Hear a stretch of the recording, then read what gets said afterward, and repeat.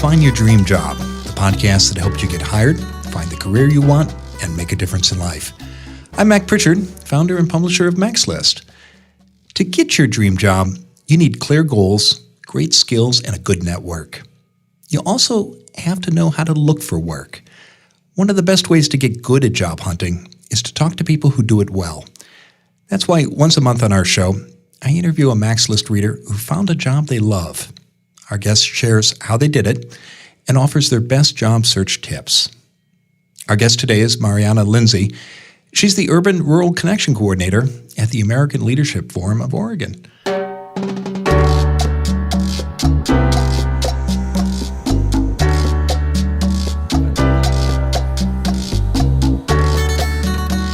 Mariana believes in the power of reaching out to people for advice, and she encourages others to return the favor whenever possible. In an article you can find on the Mac's List website, Mariana credits strong relationships in her network with helping her get unstuck from her own professional bubble. And those same ties helped her discover a rewarding new career. Mariana, thanks for being on the show. Yeah, thanks so much for having me. Yeah. Now, you're the Urban-Rural Connection Coordinator at the American Leadership Forum of Oregon. I want to hear more about the job and what you do, but let's start with this question. Why do you love your job? Yeah, I think for a few different reasons. One, I love the kind of work where you're taking on something really big and thorny and you're trying something new and innovative around it. And sometimes that's a little bit messy, but I think it's some of the most exciting work out there. And so we've heard so much about the urban-rural divide, both in our state and in our nation. And I thought it was just such a refreshing perspective to think about those connections. How are you bringing together leaders across the state to not think about what divides us, but what unites us? And so I got that chance. I got to travel the state in the program that I helped create and run and work with leaders from Baker to Medford to Lincoln City to really hear about how we can help more communities thrive by coming together. Now, I want to talk about your job search in a moment, but many of our listeners are outside of Oregon. They're all across the country and even the world. Many people, if they think about Oregon, they probably think of Portland, the big city. Right. Can you quickly paint a picture of the state and why rural communities are such an important part of this place? Yeah, that's a great question because I think that is so much of our reputation. Portland is at the very tippity top in the northwest corner of Oregon. Oregon is actually a very large state in terms of landmass, and a little less than half the population of Oregon lives outside of the Portland metro area. All across that state, we have desert, we have mountains, we have ocean.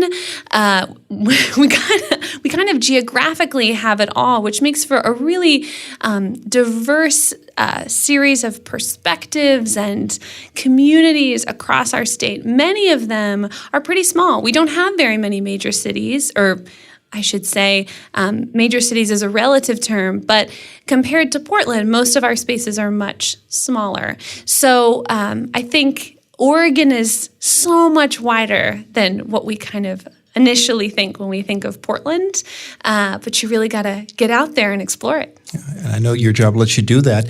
Let's talk about your search and how you got this position. What was the biggest challenge you faced when you were looking for work? Yeah, I think for me it was the combination of feeling really uncomfortable with not knowing my next step. I had been at the Center for Women's Leadership for 5 years. I'd spent a year helping them as their interim executive director, navigating their search for a new executive director. It was very exciting, but it was critical to me that I was very present in that process. And so I wasn't interested in really starting my job search until I was clear that they were set along their new path. I have so much love for that organization. I wouldn't have it any other way. They have an amazing new executive director, Tracy Rossi.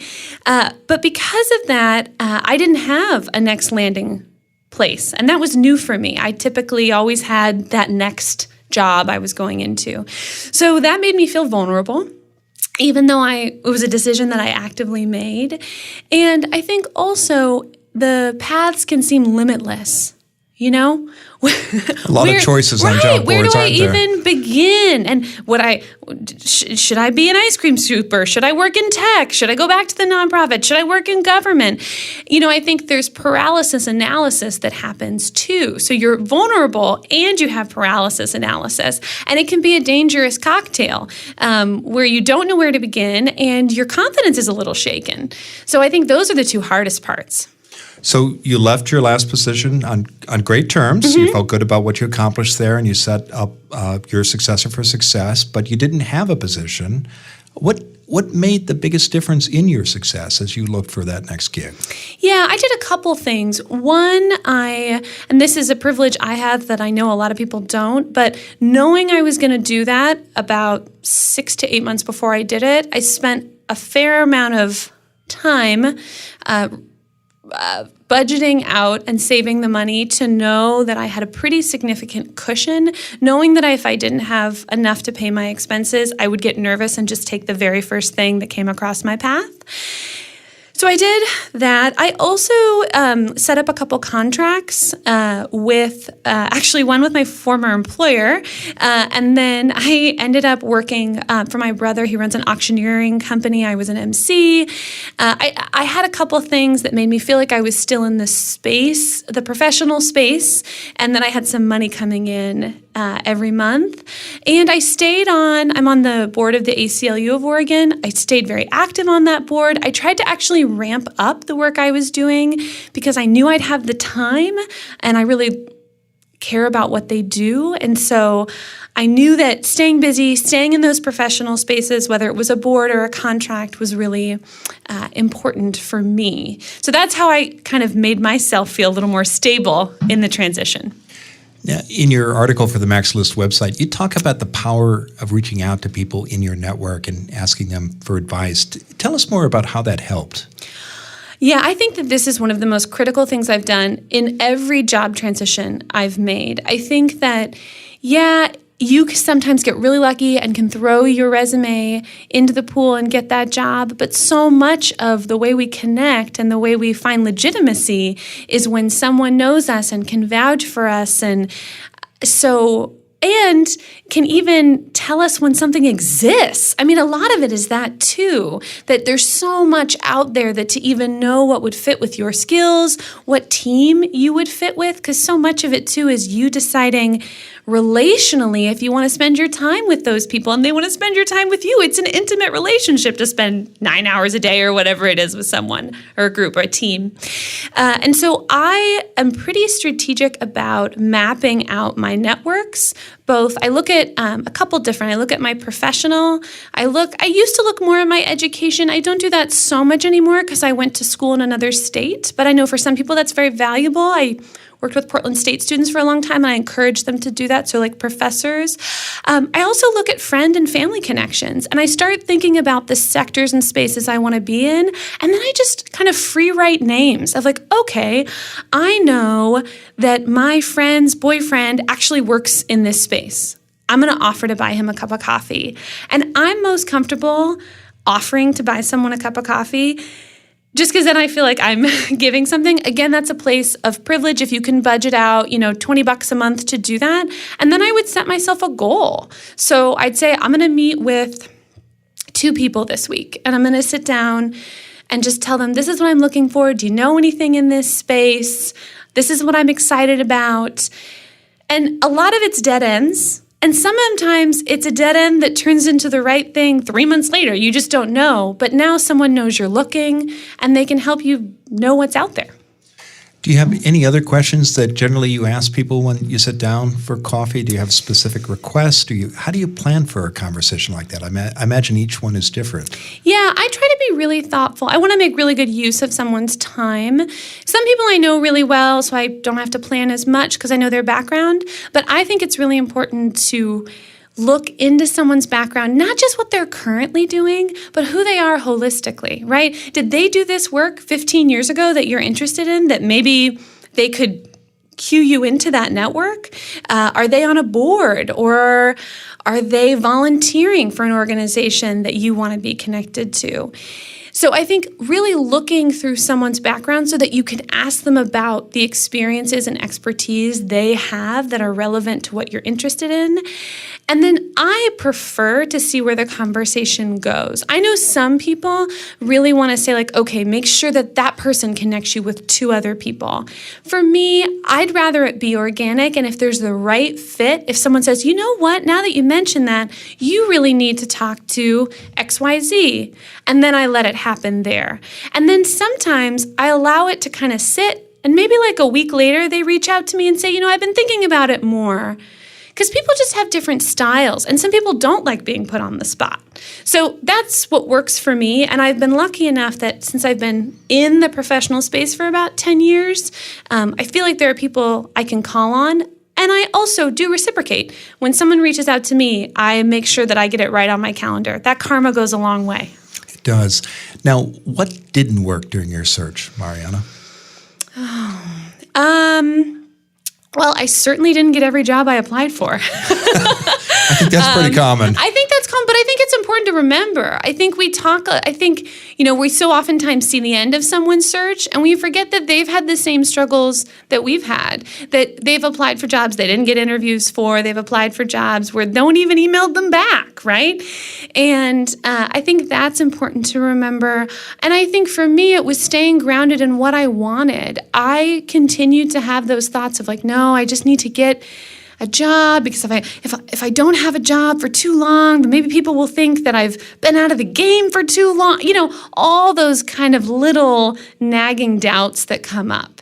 And so that was a struggle for me, which is why I kept, I think I talk about this in the interview, or in the article, but why I kept running, I kept seeing people, I kept bouncing off what I was thinking with professional mentors and with friends to kind of get those, checks. Is this right? Am I really a failure? I think it's important to ask those questions.